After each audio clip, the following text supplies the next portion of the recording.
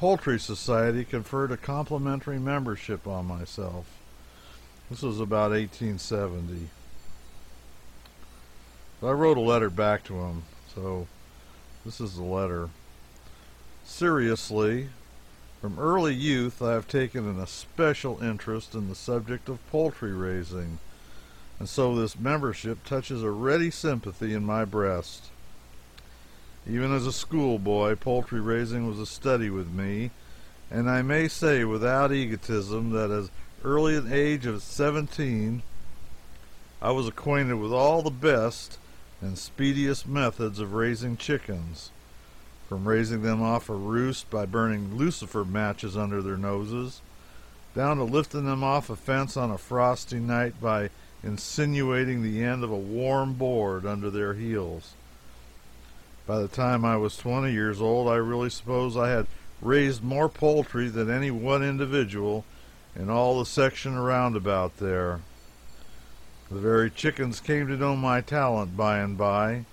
The youth of both sexes ceased to paw the earth for worms, and old roosters came to crow, remained to pray when I passed by. I've had so much experience in the raising of fowls that I cannot but think that a few hints from me might be useful to this society. The two methods I have already touched upon are very simple, and are only used in the raising of the commonest class of fowls. One is for summer, the other for winter. In the one case, you start out with a friend along about 11 o'clock on a summer's night, not later, because in some states, especially California and Oregon, chickens always rouse up about midnight and crow from 10 to 30 minutes, according to the ease or difficulty they experience in getting the public waked up. And your friend carries with him a sack. Arrived at the hen roost, your neighbor's, not your own, you light a match and hold it under the first one, and then another pull its nose, until they are willing to go into that bag without making any trouble about it. You then return home, either taking the bag with you or leaving it behind, according to as circumstances shall dictate. I've seen the time when it was eligible and appropriate to leave the sack behind and walk off with considerable velocity without ever leaving any word where to send it. In the case of the other method mentioned as for raising poultry, your friend takes along a covered vessel with a charcoal fire in it, and you carry a long, slender plank. This is a frosty night, understand. Arrived at the tree or fence or other hen roost, your own if you are an idiot, you warm up the end of your plank in your friend's fire vessel and raise it aloft and ease it up gently against the slumbering chicken's foot.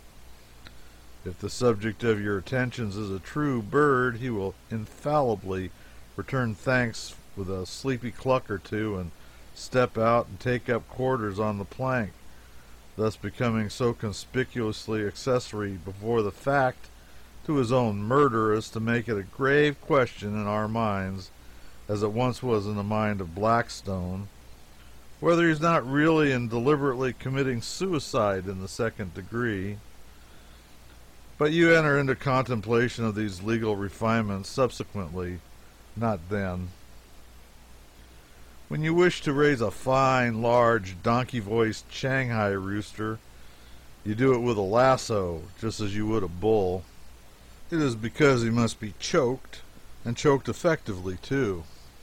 It's the only good, certain way, for whenever he mentions a matter which is cordially interested in, the chances are 99 to 100 that he secures somebody else's immediate attention to it, whether it be day or night. The black Spanish is an exceedingly fine bird and a costly one.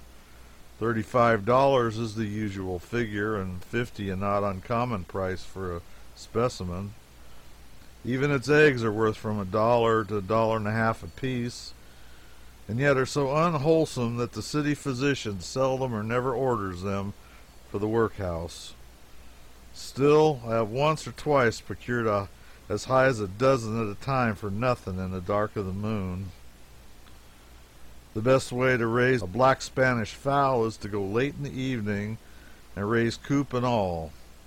The reason I recommend this method is that the birds being so valuable, the owners do not permit them to roost around promiscuously, but put them in a coop as strong as a fireproof safe and keep it in the kitchen at night. The method I speak of is not always bright and satisfying success, and yet there are so many little articles of virtue about a kitchen that if you fail on the coop, you can generally bring away something else. I brought away a nice steel trap one night worth 90 cents. But what is the use of my pouring out my whole intellect on this subject? I have shown the Western New York Poultry Society that they have taken to their bosom a party who is not a spring chicken by any means, but a man who knows all about poultry and is just as high up in the most efficient methods of raising it as the president of the institution himself. I thank these gentlemen for the honorary membership they have conferred upon me, and shall stand at all times ready and willing to testify my good feeling and my official zeal by deeds as well as by this hastily penned advice and information. Whenever they're ready to go raising poultry, let them call me any evening after 11 o'clock, and I shall be on hand promptly.